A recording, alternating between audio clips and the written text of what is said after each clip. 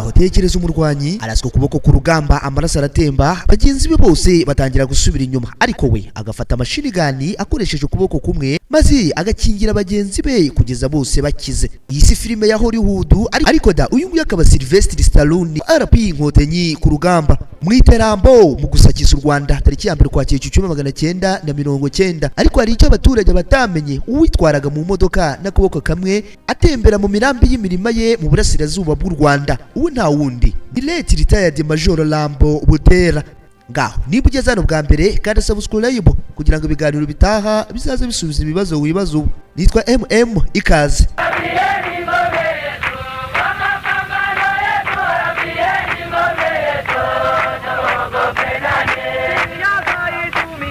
Ibihe byiza kuri wowe wahisemo gukurikirana iyi chaîne ya YouTube Isaha ya None TV, aho tuvuga u Rwanda tukavuga ku ntwari zagize uruhare kugira ngo u Rwanda rube ikivugo cy'amahanga, yewe nawe ukabigiramo uruhare utanga igitekerezo ugakanda like maze ukavuga u Rwanda aho wibereye.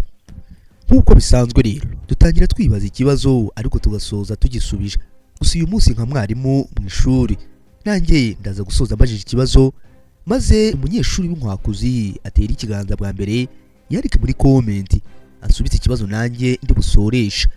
Ariko mbere yuko ntanga icyo kibazo, ibibazo biba byibazwa ni byinshi ku bijyanye n'urugamba rwo kubohora igihugu, haba ku barwanya urugamba, ku batari bahari, amatsiko aba ari yose. Uyu munsi kibona iyi foto nibajije byinshi. Abantu bari kuri iyi foto ni bande? Bari bantu ki? Bajuwaga iyi role mu rugamba rwo kubohora igihugu? Ngaho rero mama segonda make cyane maze ngusubize iki kibazo.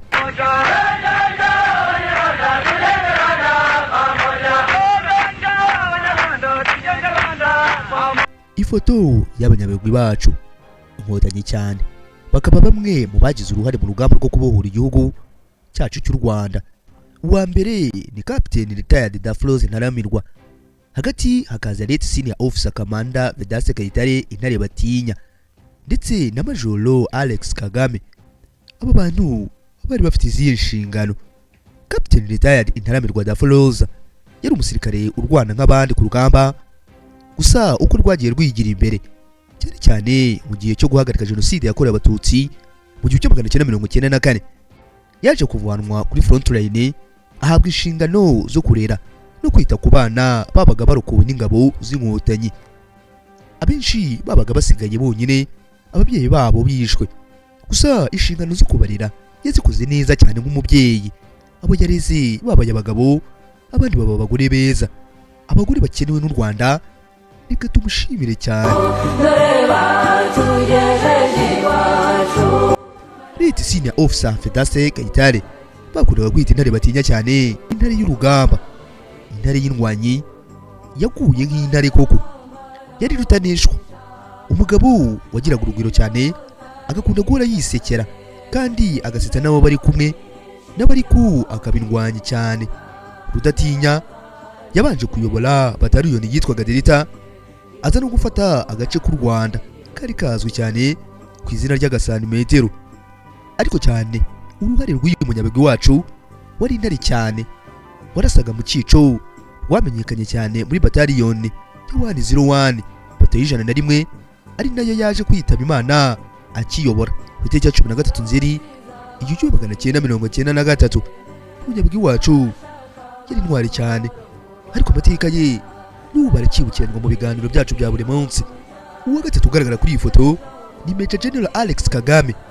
Aha kuri iyi foto yari akiri majoro, akaba yarabarizwaga muri High Command Unity, yari ishinzwe umutekano w'abayobozi bakuru ba RPF Inkotanyi. Iyo unity niyo yaje kuvamo Republican Guard y'igihugu nyuma y'uko igihugu kibohowe. Afande Alex Kagame yari OC wa A Company, nyuma yaje kwitwa Special One ishinzwe byihariye umutekano wa Chairman wa RPF Inkotanyi Late Colonel Alex Kanyarengwe. Noneho ubwo mwarimu isomero yateguye rirangiye, reka n'abatangeho mu waka abanyeshuri duhuriye muri iri shuri. Abandi basigaye kuri iyi foto ni bande? Ni bantu ki?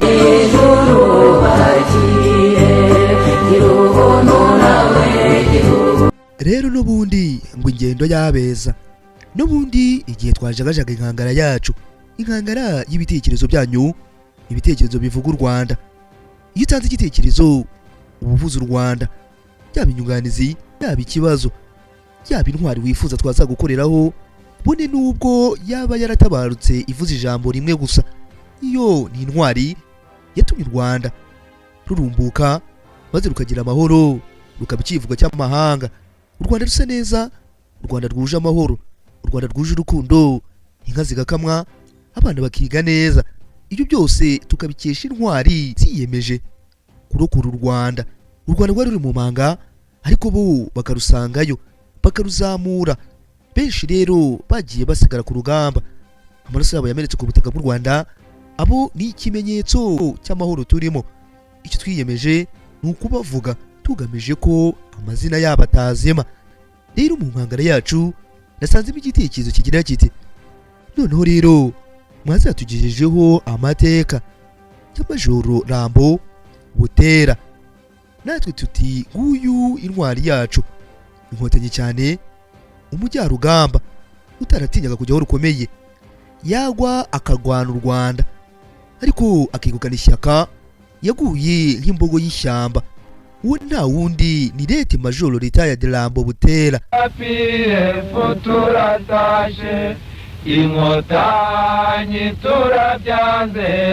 Bavandimwe, uyu munsi tugiye kuvuga ku mateka y'umusirikare udasanzwe, umugabo wagaragaje ubutwari ku rugamba rwo kubohora igihugu, umugabo wakomeje kurwana nubwo yari amaze gutakaza ukuboko, umugabo benshi bagereranya n'umukinnyi wa filime w'umunyamerika witwa Sylvester Stallone wakinye filime ya Rambo.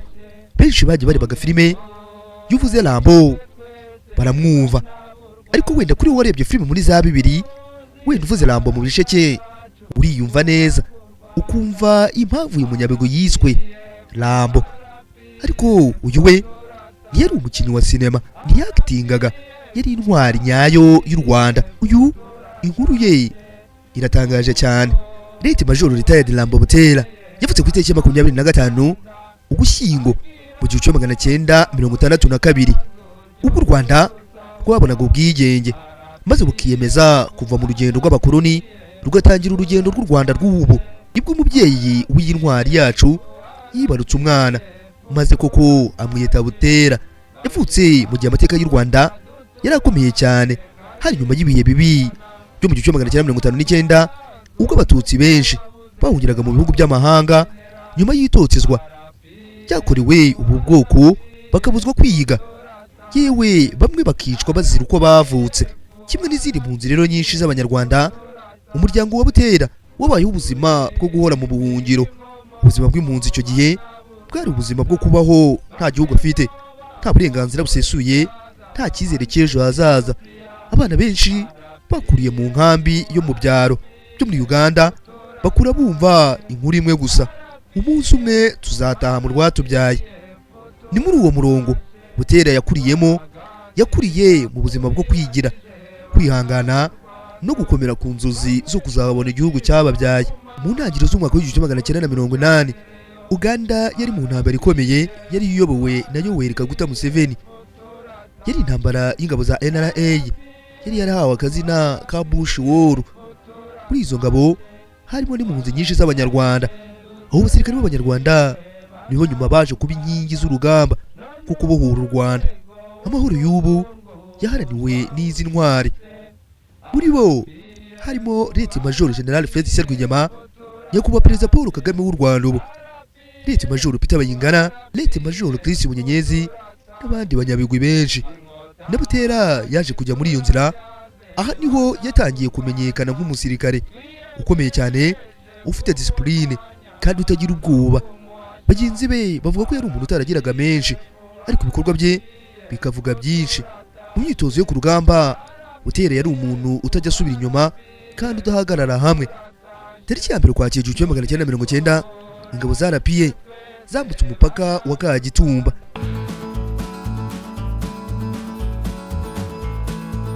Zitangiza urugamba rwo kubohora igihugu cy'u Rwanda. Ubwo rero uyu munsi niyo tariki, mu masaha 4 ingabo za RPF inkotanyi zisagiza u Rwanda. Uyu nawe yari mu myiteguro iri imbere cyane, yerekezaga i Kigali. urwo rugamba rwari ruyobowe na Leti Major General Felicien Rwigema. Hari kandi n'abandi bayobozi bakomeye nka Leti Major Peter Bayingana n'abandi bakamandazi bakomeye. Butera yari umwe mu basirikare bari bafite umutima udasanzwe, bari bazi neza ko bashobora gupfa ariko igihugu kikabaho.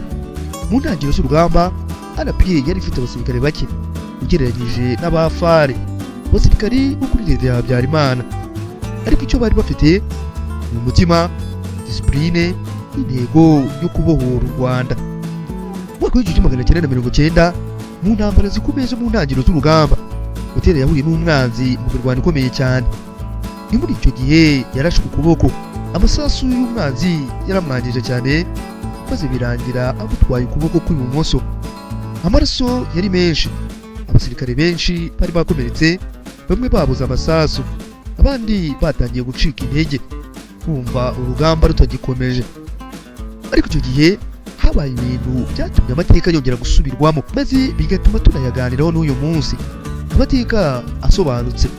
Nubwo yari amaze gutakaza ukuboko, Butera yafashe machine gun, akoresha ukuboko kumwe gusa, maze atangira gukingira bagenzi be, maze koko abakura mu minwe y'umwanzi wari ugiye kubigabiza bwose. Yarasaga umwanzi mu gihe abandi basirikare bageraga basubira inyuma gahoro gahoro mu mahoro, kuko bari bafite imbogo imbere yabo mu iterambo. Kubera ubwirinzi bwe, abakomeretse baratabawe, nta n'umwe wafashwe mpiri, kandi benshi babashije kurokoka. Iyo niyo moment, ibihe byatumye bagenzi be bavuga bati uyu ni Rambo wa nyawe. Mu myaka y'1980 n'1990 hari filime z'ikirangirire cy'umunyamerika Sylvester Stallone. Muri izo filime yakinnye afite character izina yiswemo yitwaga Rambo. Rambo wo muri filime yari umurwanyi ukomeye cyane, utagira ubwoba, ushobora kurwana wenyine kandi agakomeza nubwo yabaga yakomeretse. Iyo abantu barebaga uburyo afande Butera yarwanaga, baramwitegerezaga bakavuga bati uyu ni Rambo wa nyawe. Kandi koko ntiyagiraga ubwoba, yakomezaga urugamba nubwo yabaga yakomeretse, kandi yagiraga courage idasanzwe. Bamwe bavugaga ko imiterere ye yasaga neza nk'iya Sylvester Stallone w'umunyamerika.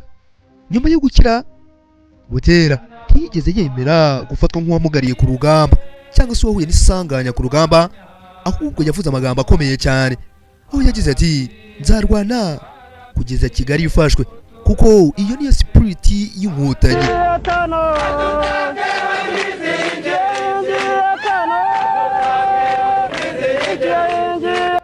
Ayo ni amagambo yitangarije bamwe ubwo bagiraga bati abaye casualty. Yakomeje inshingano ze za gisirikare, akomeza kuba kamanda ufitiwe icyizere mu ngabo. Hari amakuru agaragaza ko mu mwaka w'1993 mu izamurwa ry'amapeti ya RPA inkotanyi, Butera yari mu bazamuwe mu ntera. Bivuze ko yari amaze kugaragaza ubushobozi, ubuyobozi n'ubutwari ku rugamba. Bivuze ko ipeti yari afite n'iryo yahawe byari bitandukanye. Bivuze ko yazamuwe bijyanye n'ibikorwa bye. Nubwo amateka yose avuga kuri afande wacu atanditswe ku buryo burambuye, abasirikare benshi bo muri RPA banyuze mu bice byinshi by'urugamba hagati mu gihugu. Bishoboka cyane ko intwari yacu Leti Butera yaba yaranyuze mu mirongo ikomeye ya Byumba, Mutara cyangwa se ibice bya Kigali byarwanuyemo cyane. Inkundura yabereye Kigali ngo biragoye kumva ko uyu murwanya atari ahari, kuko abasirikare b'icyo gihe bahoraga bimurwa aho urugamba rukomeye, hakajyanwa inkorokoro ku rugamba. Kandi intwari yacu afande Leti Butera yari umwe muri abo. Noneho reka turebe uburyo yabayeho nyuma y'urugamba. Nyuma yo kubohora igihugu, Butera yasezerewe mu gisirikare. Bigiye kuko yabaye retired nyuma y'imyaka mike igihugu kibohowe. Nubwo itariki nyayo itagaragazwa neza mu nyandiko zitandukanye, ariko nubwo yari yaratakaje ukuboko ntiyigeze areka gukora. Umuturage umwe mu mwaka w'2018 ubwo yitangiye ubuhamya ko yajyaga abona Leta afande Butera mu mirima ye mu burasirazuba yitwaye mu ikamyo agenda arambagira imirambi y'uburasirazuba bwose. Undi nawe agira ati ubwo duheruka guhura namubonye mu modoka nziza ya Lamuzine yo mu gihugu cy'Ubudage. Yari umunyabigwi, yari intwari cyane. Tekereza ibyo, umuntu warasuye ku rugamba watakaje ukuboko ariko agakomeza gutwara imodoka agakomeza gukora. Ibyo ni ibimenyetso by'umuntu ufite courage no kudacika intege. Mu mwaka wa 2008 mu gihe cyo kugabanya ubutaka mu ntara y'Iburasirazuba, abantu benshi bagabanyirizwaga ubutaka. Abafite ubutaka bunini basabwaga gusaranganya n'abaturanyi babo, ariko igihe ubuyobozi bwageraga kuri Butera babonye imirimo idasanzwe afite, ubuhinzi bwe bwari ku rwego rwo hejuru, butunganyijwe neza kandi butanga umusaruro. Aho kugira ngo bamugabanyirize ubutaka, baramwongereye, bamuhaye ubutaka burenze ubwo yari afite. Ibyo byagaragazaga ko Afande Butera atari intwari, kuri ubwo yari n'umuntu y'intwari ku murimo. Leta Afande Butera yagiye mu kiruhuko afite ipeti rya majoro nyuma y'izamurwa ry'abasirikare b'inkotanyi mu 1993. Umwaka udasa nk'indi, ukwezi kudasa nk'ukundi. Mu mpera z'umwaka wa 2018 inkuru yasakaye hose mu Rwanda ko intwari yacu itashye. Burya bana ni byiza, ariko mu mwaka wa 2018 Leta Major Retired Lambo Butera yitabye Imana afite imyaka 56. Yashyinguwe mu irimbi rya gisirikare ry'intwari Kanombe. Urupfu rwe rwakoze ku mitima ya benshi, abasirikare, inshuti ndetse n'abaturage benshi. Bamwibutse nk'umuntu wakunze igihugu, yasize umugore n'abana 5, abahungu 4 n'umukobwa 1. Noneho reka turebe umuntu agiye yasize. inshuti yawe udateguha. Major Retired Lambo Butera yadusigiye amasomo akomeye: gukunda igihugu, kudacika intege, gukora cyane no guharanira intego kugeza ku ndunduro. Yatweretse ko ubumuga butavuze iherezo, ko gutsindwa ari ukwemera guhagarara, kandi ko intwari nyayiba mu bikorwa. Urubyiruko rw'u Rwanda riba amateka nk'aya, ariko ntiyatakaje icyizere. Yarwaniye igihugu kirabohoka, nyuma yubaka ubuzima, akora ubuhinzi, akomeza kuba urugero mu bantu. Ibyo bitwigisha ko nta kibazo cyakagombye kutuca intege, nta mbogamizi yagombye kutubuza gukora, kandi gutsinda bisaba umutima. Niba umuntu yarabashije gutwara ikamyo, wowe ufite amahirwe yose. Kuki wareka inzozi zawe? Intwari irapfa, ariko ibikorwa byayo ntibipfa. Leta Major Retired Lambo Butera yarwaniye igihugu, yarakibohoye. Izina rye rizahora ryibuka mu mitima y'abifuriza igihugu ibyiza. Natwe reka tumuherekeshe iyi video, Imana imukomereze ijabiro. Twita Isaya None TV. Nimba ugeze hano bwa mbere, ngaho kandi subscribe. Nitwa MM. Ibihe byiza.